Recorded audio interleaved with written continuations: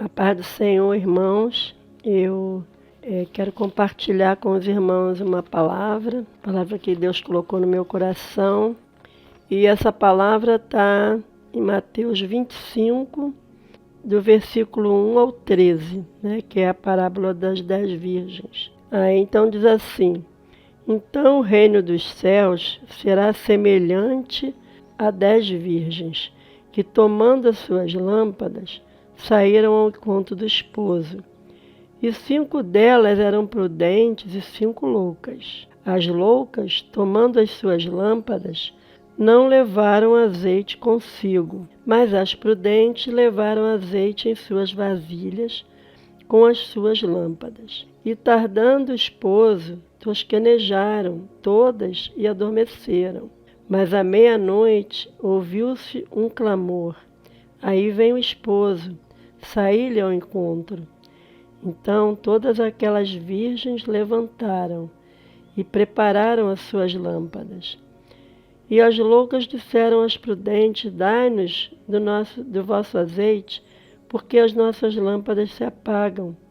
Mas as prudentes responderam, dizendo: Não seja caso que nos falte a nós e a vós, ide antes aos que o vendem e comprai-o para vós.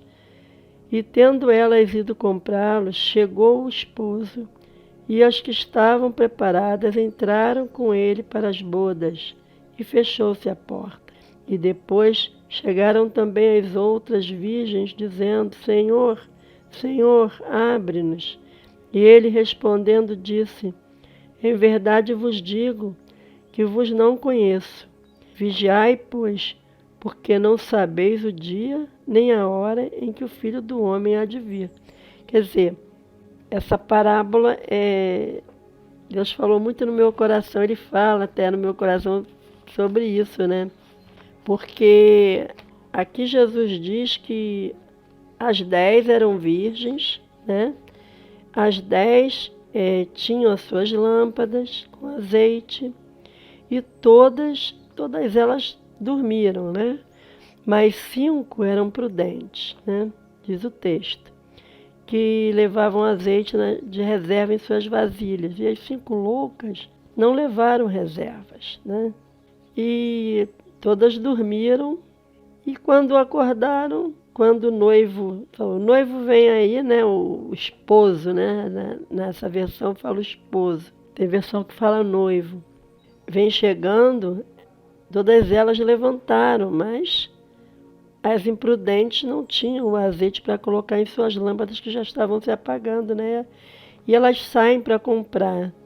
Então eu creio que aqui, Jesus, quando fala essa parábola, quando ele explica sobre essa parábola, eu creio que ele está falando, ele está se referindo à igreja, né? A igreja em si. Porque as virgens prudentes, eu acho que representam os cristãos que estarão preparados para subirem no arrebatamento. São aquelas que foram lavadas com o sangue do Cordeiro, né? Aquelas que obedecem, vivem a palavra de Deus, aquelas que esperam o noivo, né? Faz a vontade do Pai. E que dão testemunho, né, de cristão verdadeiro, mostrando assim que nós somos o sal da terra, né, a luz do mundo, né? Então temos que mostrar ao mundo que nós somos sal da terra e luz do mundo, é isso aí, como diz a palavra. E quanto às 5 loucas, quando as portas se fecham, e elas não puderam mais entrar, porque as portas se fecharam, e eu creio que essas são os falsos cristãos, que vivem assim como os fariseus viviam, né? De aparência. São como assim sepulcros caiados, como diz na palavra de Deus. Se dizem cristão, mas envergonham o nome de Deus. São os falsos crentes, mas Deus não se deixa escarnecer, né? E um dia todos esses irão prestar contas com Deus e irão se arrepender, porque a palavra diz que tudo que aqui a gente semeia, a gente vai colher um dia, né? Então, no tempo de Deus, no tempo certo, essas pessoas vão se arrepender. E um dia, porque um dia a porta vai se fechar, né? Para esses. E será muito tarde, né? E o tempo, eu creio que o tempo da igreja está se esgotando. Nós estamos no fim dos tempos. Então o tempo está se esgotando. Não tem como mais esperar, né? Jesus está às portas. Ele virá arrebatar a igreja. Não tem. A palavra de Deus, ela é eficaz, né? Já se cumpriu muitas coisas, muitas profecias. Umas estão se cumprindo, algumas ainda vão se cumprir. Eu acredito que muitas que vão se cumprir já vai ser na tribulação, porque pelo que eu tenho estudado, nós já estamos na última geração, já estamos vivendo né, na última semana de Daniel, eu creio nisso. Então, Jesus está às portas para arrebatar a igreja. E triste vai ser mesmo para aqueles que ficarem para trás, porque quem ficar para trás, infelizmente, vai se arrepender, mas vai ser tarde, né? Porque aí vai ter que passar pela grande tribulação e sofrer. Então, a igreja precisa acordar, porque nas sete igrejas do Apocalipse, quando João escreve as 7 igrejas do Apocalipse, né? A última igreja é a Laodiceia.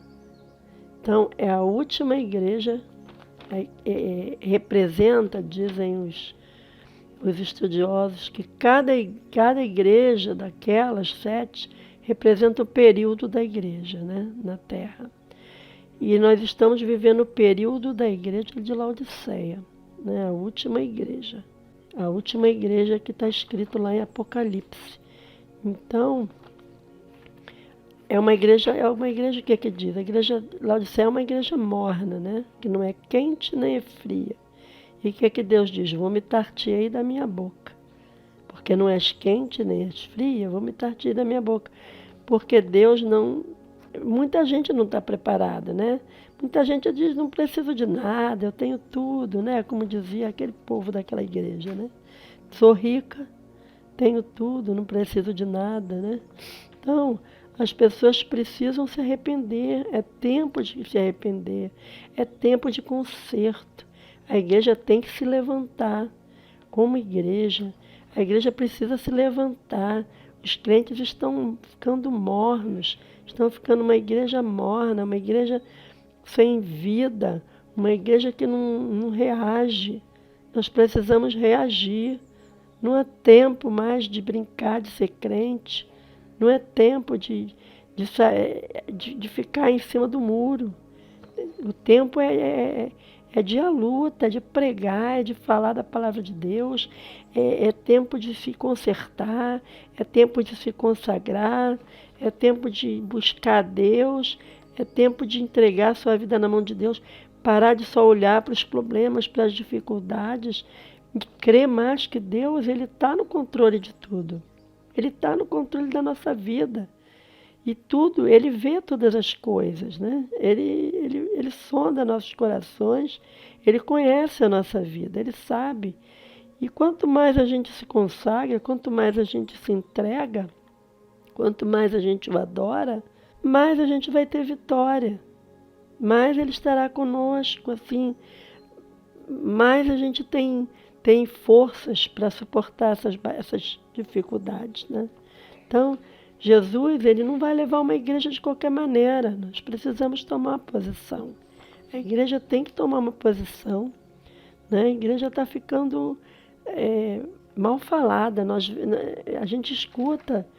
Eu tenho escutado pessoas que não são cristãos e que falam das igrejas assim, como as igrejas agora são o discurso de ódio, né? Discurso de ódio. Eles querem acabar com a igreja. Eles querem acabar com os cristãos. E está uma perseguição imensa à igreja. porque a igreja não se posiciona. A igreja tem que se posicionar.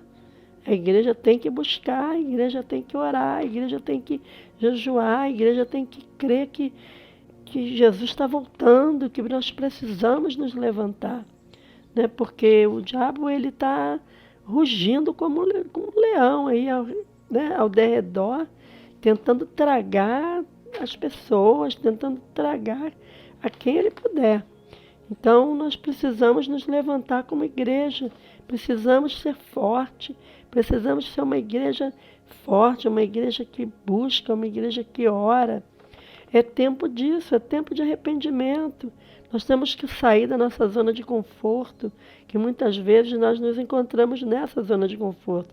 Eu escutei essa palavra de uma pastora conhecida minha, inclusive, que a gente precisa sair dessa zona de conforto. Precisamos buscar, colocar o joelho no chão, orar, falar com o Senhor, orar pelas pessoas, orar pelo povo, clamar a Deus. É tempo de pregar, é tempo de falar do amor de Deus. A igreja está no fim, está no fim. A igreja vai subir, não vai demorar muito. Jesus está às portas. Não há tempo mais. Nós não temos tempo mais para brincar, não. Entende? É muitas coisas acontecendo, é muita picuinha, muita gente brigando dentro das igrejas, muita gente se dividindo, muita gente seguindo muitos líderes, fazendo coisas que desagradam o coração de Deus, inclusive dispersa ovelhas. Eu estou vendo ovelhas sendo dispersas por causa de líderes das igrejas, pastores, tudo. Mas a Bíblia diz lá, né, se eu não me engano, acho que é Isaías, que fala aí dos pastores que dispersarem as minhas ovelhas. Ai dos pastores dispersam as minhas ovelhas, porque eles vão prestar conta, né? Todos esses líderes religiosos que estão sendo omissos, eles vão prestar conta com Deus. Porque as ovelhas precisam de um pastor aqui na terra, que o nosso pastor é Jesus Cristo, né? O nosso sumo sacerdote é Jesus. Mas nós precisamos de um pastor para nos orientar, né? As ovelhas precisam de um pastor. E os pastores não estão fazendo, não falo todos, né? Muitos pastores sérios, e tem muitos pastores aí fazendo tudo, pregando muito a palavra de Deus, indo mesmo para o campo missionário, lutando para ganhar almas para Jesus e dando suas próprias vidas, a gente vê. Mas muitos estão pensando em si mesmo, pensando na sua posição social, pensando no dinheiro, pensando no arrecadamento da igreja, pensando nos dízimos só. Não pode ser assim, não. E aí o que eles querem? Querem viver uma vida de riqueza. Eu vi um testemunho de um pastor que eu fiquei muito triste. O pastor falando, ele disse que foi visitar uma igreja, ele foi convidado para pregar numa igreja. E ele foi pregar nessa igreja. A igreja era tão pobre, simples, num bairro pobre, num bairro simples. Ele pregou lá e tudo, né? Depois o pastor convidou ele para almoçar na casa dele. Chegou lá, era um casarão, uma mansão que o pastor vivia. O pastor não trabalhava, ficava na igreja o dia todo, entendeu? Quer dizer, vivia de quê? Vivia do dinheiro dos pobres, do dinheiro das pessoas que com o seu coração dá com alegria, porque a Bíblia diz que a gente tem que dar com alegria, né? O dízimo, as nossas ofertas tem que ser, né, de coração, tem que ser com alegria. Então as pessoas fazem. As pessoas muitas vezes vivem até bem apertadinhos, mas não deixam de dizimar, não deixam de ofertar, para muitos pastores viverem uma vida de luxo, porque Não é, eu estou falando isso, mas muita gente sabe disso, todo mundo sabe disso, né? Então é isso que está acontecendo nesse mundo, infelizmente. Infelizmente, a igreja precisa se posicionar, porque se a igreja não se posicionar, o diabo ele ganha terreno, ele vai ganhar terreno. Então é isso que eu preciso falar para os irmãos, eu senti no coração, Deus colocou no meu coração, eu nem escrevi isso aqui, isso tudo que eu falei agora eu não escrevi. Às vezes Deus vai me dando as coisas, eu vou escrevendo, isso eu não escrevi. Deus foi me usando assim para falar, porque infelizmente é a verdade, é o tempo que nós estamos vivendo. É nesse tempo do fim, né?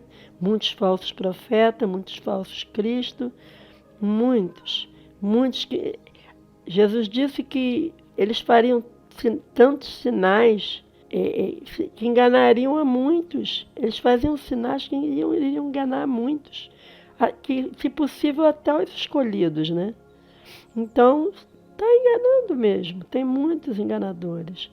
Então, a gente tem que abrir os nossos olhos, a gente tem que filtrar aquilo que a gente vê que está dentro da palavra, a gente tem que conferir na palavra de Deus, porque a palavra de Deus é que vai nos dizer a verdade. Então, foi numa igreja, ouviu uma palavra, sabe que aquela palavra não. Se você está ouvindo alguma coisa que não está com. Você está vendo que não está certo com a palavra de Deus, não é a mesma coisa daquilo que diz na palavra de Deus, você vai lá, confere. Se não for, sai fora, tira de si, porque falsos profetas, falsos Cristo virão. E a gente tem que abrir os olhos. Estamos vivendo esse tempo. Estamos vivendo esse tempo. E é isso aí, meus irmãos, tá? Ficam na paz, que vocês possam até me perdoar, porque falei muitas coisas e talvez muitas pessoas nem gostem de ouvir, mas veio do coração de Deus, não veio do meu. E eu falei porque Deus mandou que eu falasse.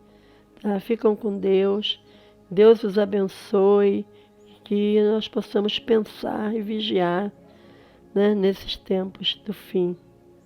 Amém?